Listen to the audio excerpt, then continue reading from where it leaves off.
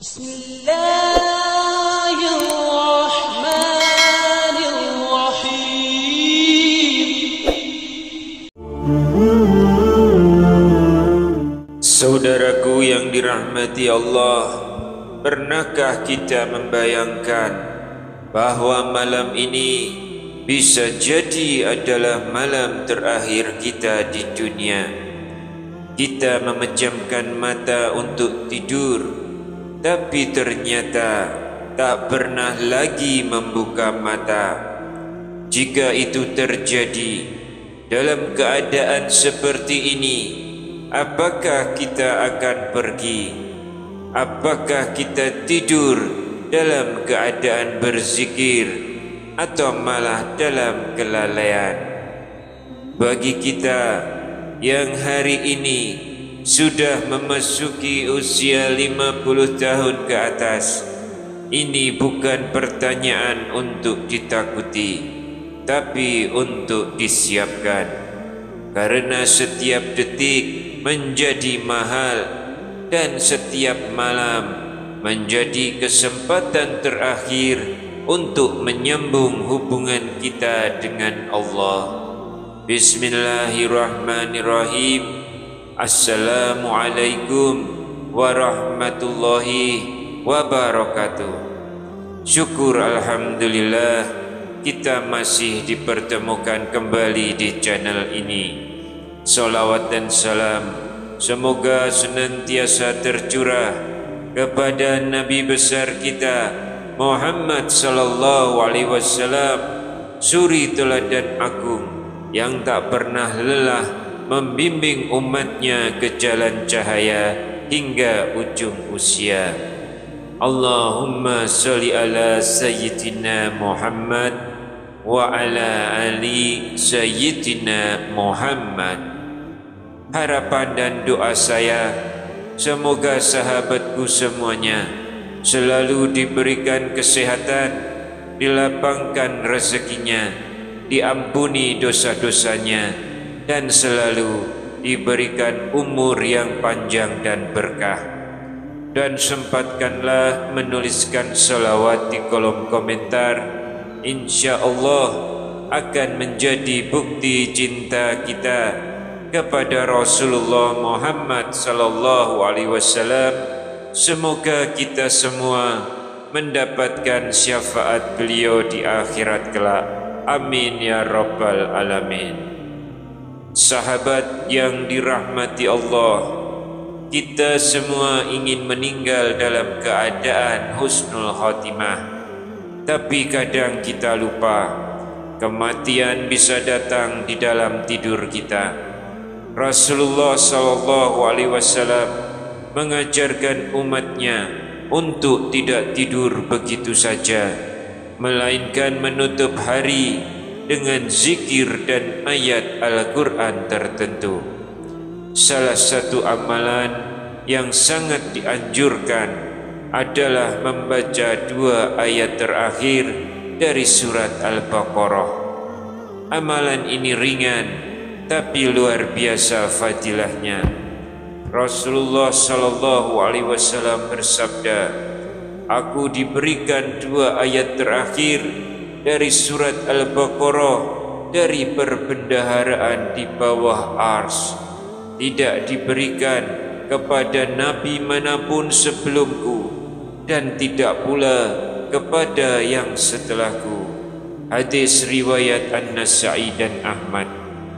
Bayangkan, 2 ayat ini bukan ayat biasa, tapi hadiah khusus dari Allah langsung untuk umat Nabi Muhammad sallallahu alaihi wasallam. Membacanya setiap malam adalah wasilah perlindungan dan pengampunan dari Allah Subhanahu wa taala.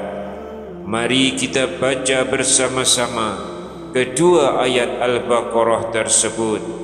Ayat 285 berbunyi, Amanar rasulu bima unzila ilaihi mir rabbihi wal mu'minun kullun amanna billahi wa malaikatihi wa kutubihi wa rusulihi. la nufarriqu baina ahadin min rusulih wa qalu sami'na wa ata'na ghufranaka rabbana wa ilaikal masyir, yang artinya Rasul Muhammad beriman kepada apa yang diturunkan kepadanya dari Tuhannya. Demikian pula orang-orang mukmin. Semua beriman kepada Allah, malaikat-malaikatnya, kitab-kitabnya, dan rasul-rasulnya. Mereka berkata, kami tidak membeda-bedakan seorang pun dari rasul-rasulnya. Dan mereka berkata, kami dengar dan kami taat. Ampunilah kami, wahai Tuhan kami, kepadamulah tempat kembali. Kemudian ayat ke-286 berbunyi, la yukallifullahu nafsan illa wus'aha, laha ma kasabat wa 'alaiha ma iktasabat. Rabbana la tu'akhizna in nasina aw akhtana. Rabbana wa la tahmil 'alaina isran kama hamaltahu 'alal ladzina min qablina. Rabbana wa la tuhammilna ma la taqata lana bih wa'fu anna waghfir lana warhamna anta maulana fansurna 'alal qaumil kafirin, yang artinya Allah tidak membebani seseorang melainkan sesuai dengan kesanggupannya. Dia mendapat pahala dari kebaikan yang diusahakannya, dan dia mendapat siksa dari kejahatan yang diperbuatnya. Mereka berdoa, ya Tuhan kami, janganlah Engkau hukum kami jika kami lupa atau kami bersalah. Ya Tuhan kami, janganlah Engkau bebankan kepada kami beban yang berat sebagaimana Engkau bebankan kepada orang-orang sebelum kami. Ya Tuhan kami, janganlah Engkau pikulkan kepada kami apa yang tidak sanggup kami memikulnya. Maafkanlah kami, ampunilah kami, dan rahmatilah kami. Engkaulah pelindung kami, maka tolonglah kami menghadapi kaum yang kafir. Saudaraku, dua ayat ini bisa kalian baca kurang dari 1 menit. Namun fadilahnya mengalahkan berjuta obat tidur dan penjaga keamanan, karena yang melindungi adalah Allah langsung. Mereka menjadi pelindung dari keburukan malam, bahkan bisa mencukupi dari qiyamul lail jika tidak sempat bangun malam.